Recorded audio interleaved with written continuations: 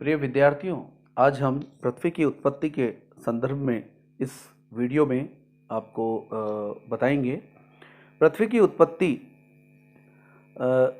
करीब 14.4 billion years ago पहले इस ब्रह्मांड की उत्पत्ति मानी जाती है। 1 बिलियन मतलब 100 लाख, 1 मिलियन मतलब 10 लाख। बहुत सारी थ्योरीज आई, बट उनमें से एक बिग बैंग थ्योरी ये स्टेट करती है कि हमारा जो यूनिवर्स है उसकी बिगनिंग है वो करीब 14.4 बिलियन ईयर्स पहले हुई है।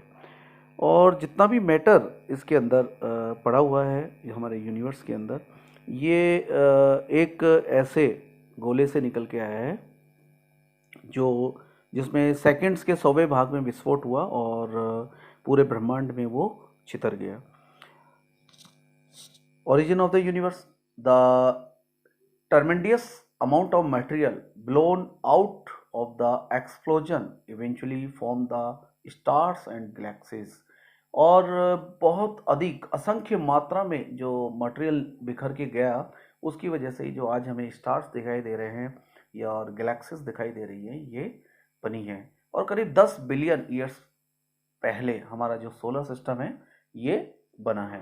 हम मिल्की वे गैलेक्सी में रहते हैं और जो हमारा सोलर सिस्टम है वो 10 बिलियन 100 लाख साल पहले गुणा 10 मतलब 1,000 लाख साल पहले हमारा सोलर जो सिस्टम है, सूर्य और बाकी ग्रह, उनका निर्माण हुआ है। Birth of the solar system, solar system की उत्पत्ति कैसे हुई? तो अर्थ और सोलर सिस्टम है जो तो आज जो अर्थ है और सोलर सिस्टम है जो आज हमारे सामने है, इनका जो स्टडी करते हैं हम, इनके बारे में जो हमें जानकारी प्राप्त होती है उसके आधार पर हम ये डिटरमाइन करते हैं कि ये पृथ्वी और ये पूरा का पूरा जो सोलर सिस्टम है वो कैसे जनरेट हुआ है। साथ ही यूनिवर्स के जो अदर्स क्ल्यूज हैं, जैसे एस्ट्रॉइड्स हैं, मेट्रॉइड्स हैं, धूमकेतु है, छोटे प्लैनेट्स हैं, सैटेलाइट्स है उन प्लैनेट्स के, इन सब की स्टडी करने के आधार पर हम बर्थ ऑफ सोलर सिस्टम की बारे में जानकारी प्राप्त करते हैं। और इस हेतु हम विभिन्न ग्रहों के ऊपर, उपग्रहों के ऊपर सैटेलाइट्स भेजते हैं। पहली जो हाइपोथेसिस है जो इस फील्ड में पॉपुलर हुई वो है नेबुलर हाइपोथेसिस। नेबुला हाइपोथेसिस कहा जाता है इसको, जिसके आधार पर सोलर सिस्टम की जनरेट करने की बात की गई थी। 17वीं शताब्दी में इसमें यह हाइपोथेसिस आई और इस हाइपोथेसिस का जो कॉन्सेप्ट था, इस सिद्धांत का जो कॉन्सेप्ट था वो ये था कि पूरे ब्रह्मांड के अंदर असंख्य कण फैले हुए हैं, ये अपनी जगह पर ठहरे हुए हैं, स्थिर हैं, ठंडे हैं, छोटे हैं, गतिहीन हैं।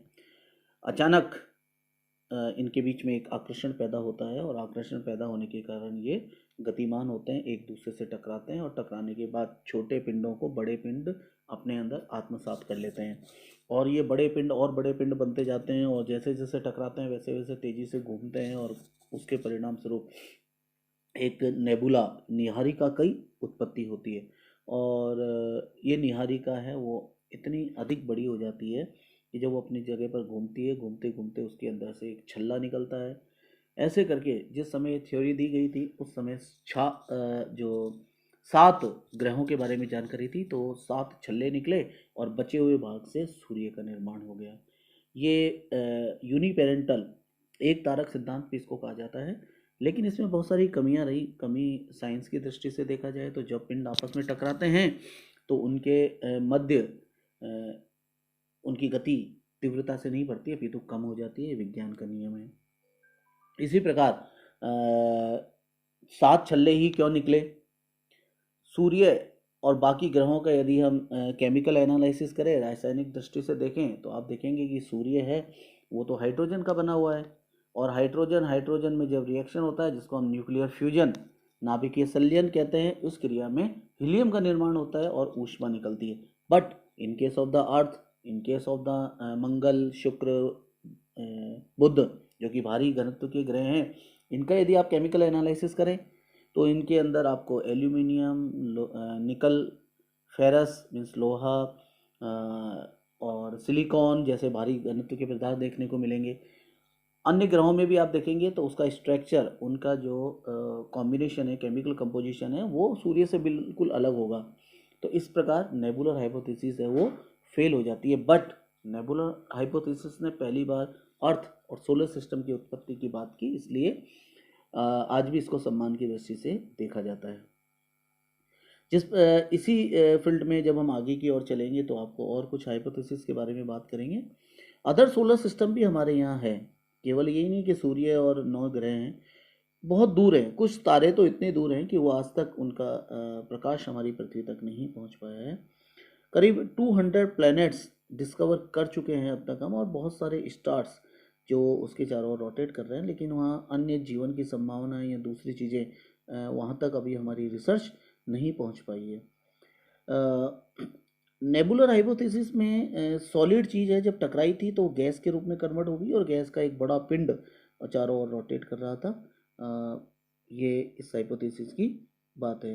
आप देख रहे हैं किस तरीके से रोटेट करते हुए स्मॉल जो चंक्स हैं, मीन्स छोटे छोटे टुकड़े थे, वो बड़े बड़े टुकड़ों के रूप में बदल गए और एक सॉलिड बड़ा पिंड बन गया, जिसको हमने नेबुला या निहारिका कहा था। इसी निहारिका को हम फर्दर गैसियस ग्लोबस के नाम से भी जानते हैं। और चूँकि हम सभी जानते हैं कि पृथ्वी का प्रारंभिक निर्माण है वो ठोस से हुआ, ठोस तरल से गैस में बदला और फिर गैस का पुनः ठोस रूप बदला। तो ये प्रोसेस रहा है कि किस प्रकार इतनी दूर, चूँकि जब नेबुलर हाइपोथेसिस में हम देखते हैं कि भाई आज यदि सूर्य से अरुण और वरुण की दूरी देखी जाए तो इतनी दूर है कि इतना बड़ा एक निहारिका बनना और उससे एक छल्ला निकलना इतनी दूर तक ये संभव नहीं है। तो गैसीय या डस्ट मटेरियल्स की बात की जाती है कि डस्ट मटेरियल बना होगा और डस्ट इतनी दूर तक फैल गई होगी, इस वजह से इस प्रकार के ग्रहों का निर्माण हुआ है।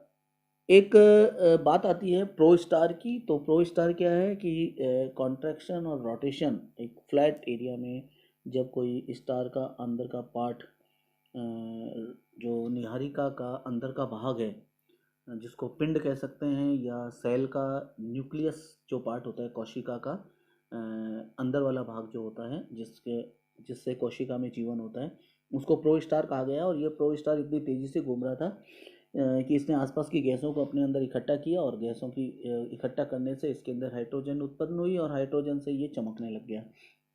तो इस प्रकार जो सन है वो हाइड्रोजन एटम से की वजह से चमक रहा है और 1 मिलियन डिग्री सेंटीग्रेड तक इसका टेम्परेचर चला जाता है। बाहर की जो इसका सरफेस है उसका टेम्परेचर भी करीब करीब 20 डिग्री सेंटीग्रेड, 20,000 डिग्री सेंटीग्रेड तक होता है। तो hydrogen that is converted into helium और एनर्जी निकलती है। ये सोर्स है सन का, ऊर्जा का।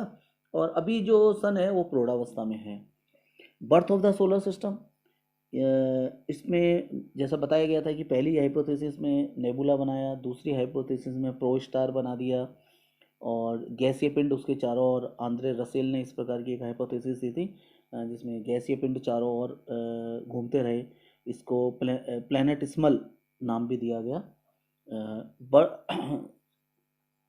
ये उसी जो हाइपोथेसिस है हमारी, उसके ही कुछ फोटोग्राफ्स और स्लाइड हैं, आप उनको ध्यान से देखिए कि किस प्रकार ग्रेविटेशनल अट्रैक्शन के कारण जो जाइंट आउटर प्लैनेट्स हैं वो गैसीय एक्सीलेशन के कारण, मतलब उन्होंने गैसीय पिंडों को अपनी ओर आकर्षित किया और बड़े आकार में बन गए। इसीलिए बाहरी घनत्व जो प्लैनेट हैं उनका घनत्व कम पाया जाता है, जबकि आंतरिक जो प्लैनेट है उनका घनत्व ज़्यादा पाया जाता है।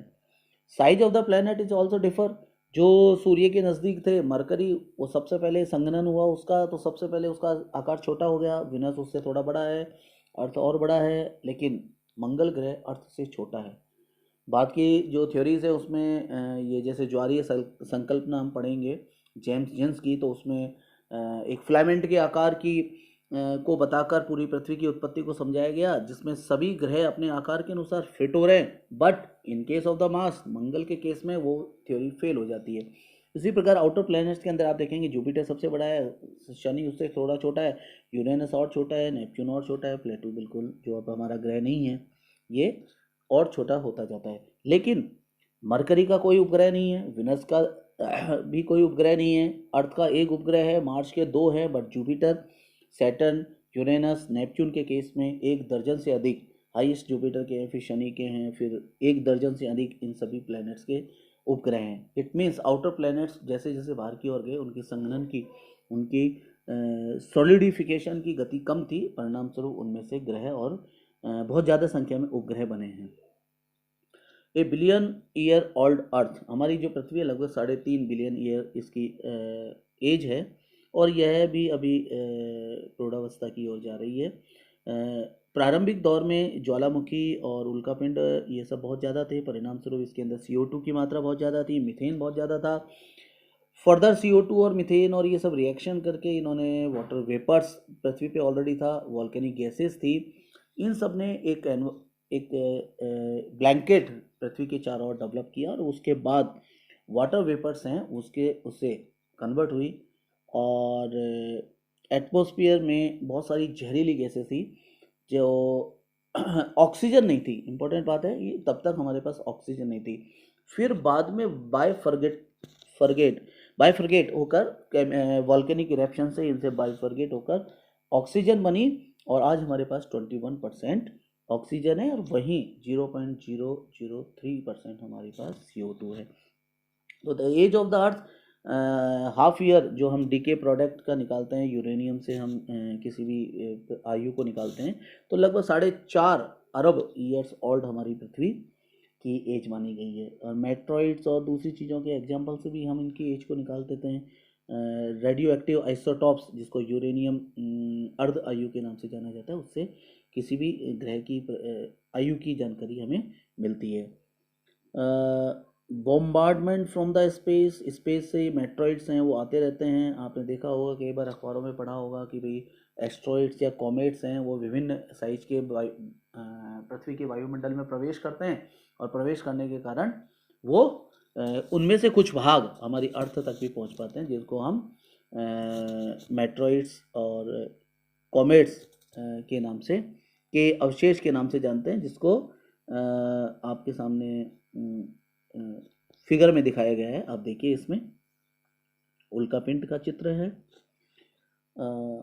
प्रारंभिक दौर में, क्योंकि बहुत बड़ा टॉपिक है, मैं आज सिर्फ आपको एक इंट्रोडक्शन के बारे में इसमें बता रहा हूँ कि क्या क्या टॉपिक्स हमको आगे वाले टॉपिकों में कवर करने हैं। हीटिंग और मेल्टिंग अर्थ की होती रही। इंटीरियर, अभी भी हमारा पृथ्वी का आंतरिक भाग है वो तरल अवस्था में है। पृथ्वी का ऊपरी भाग, जिसको हम क्रस्ट कहते हैं, वो सॉलिड है। पृथ्वी का मध्य भाग मेंटल कहा जाता है, जो कहीं कहीं पर विस्कस मीन्स न तरल है न ठोस, ऐसी अवस्था में है। और पृथ्वी का आउटर जो आंतरिक भाग है, बाहरी है, आंतरिक भाग वो तरल अवस्था में है, और बिल्कुल आंतरिक भाग है वो निकल और फेरस के कारण अधिक घनत्व का है। इसके बारे में एक चैप्टर हम पढ़ेंगे, जिसके अंदर हम देखेंगे कि पृथ्वी की संरचना कैसी है और किस किस प्रकार के मटेरियल से पृथ्वी बनी है। आप जल्दी से इसको देख लीजिए कि लगभग 20 किलोमीटर से 50 किलोमीटर तक का ऊपरी भाग है, क्रस्ट है, और उसके बाद 900 किलोमीटर तक हमारा एक भाग है जिसको हम अपर मेंटल कहते हैं। 2900 किलोमीटर तक के भाग को लोअर मेंटल कहते हैं, और उसके बाद 5150 तक के भाग को आउटर कहते हैं, और 6370 किलोमीटर गहरे भाग को हम इनर कोर के नाम से जानते हैं। केमिकल डिफरेंस आप देख रहे हैं, जो आउटर भाग है वो सियाल का बना हुआ है, SI means silicon, AL means aluminium, जो कि हल्के घनत्व के होते हैं, इसलिए इसका घनत्व 2 से 3 के बीच में पाया जाता है। उसके बाद वाला जो भाग है जिसको हम मेंटल कह रहे हैं, वो सीमा का बना हुआ है, SiMa, SI means silicon, Ma means manganese और मैग्नीशियम, इसका बना हुआ है। और लास्ट वाला भाग है NiFe, नीफे, तो Ni फॉर निकिल और Fe फॉर हमारा फेरस, जो कि भारी घनत्व के माने जाते हैं। Chemical composition of the earth: lithosphere, asthenosphere, deep mantle, outer core and inner core, जिनके बारे में मैंने अभी आपको बताया कि आउटर कोर है लिक्विड शेल है, composed of the mostly iron, whereas inner core जो कि आंतरिक भाग है वो सॉलिड आयरन और निकल जैसे भारी घनत्व के पदार्थों से बनी है। एटमॉस्फेयर कैसे बना? तो राइट आफ्टर इट्स क्रिएशन, अर्थ जो है हमारी पृथ्वी है उसके चारों ओर एक बहुत ही बारीक पतला वायुमंडल था, जिसके अंदर हीलियम और हाइड्रोजन जैसी गैस हुआ करती थी। बट हीलियम और हाइड्रोजन है वो बहुत रेयर अवेलेबल थी आउटर स्पेस के अंदर, और फिर धीरे धीरे बहुत सेवरल 100 मिलियन ईयर्स, लाखों सालों तक जो आउटर गैस है हमारी वो उसका एरिया थिकर होता गया, और इतना थिकर हुआ जो कि वॉल्केनिक इरेप्शन के कारण संभव हो पाया, और वॉल्केनिक इरेप्शन के कारण कार्बन डाइऑक्साइड, मीथेन जैसी गैसें निकली, जिसकी वजह से एक ब्लैंकेट जैसी चीज़ डेवलप हुई। यहाँ पर वाटर वेपर्स ऑलरेडी उपलब्ध थी, सल्फर डाइऑक्साइड उपलब्ध था, H2S उपलब्ध था, CO2 उपलब्ध थी, मोनोऑक्साइड उपलब्ध थी, अमोनिया उपलब्ध था और मीथेन उपलब्ध था, but there is no oxygen during the evolving atmosphere. बाद में H2 और O का फर्मेंटेशन हुआ, अलग अलग हो गए दोनों, और फिर ऑक्सीजन स्वतंत्र रूप से बनी।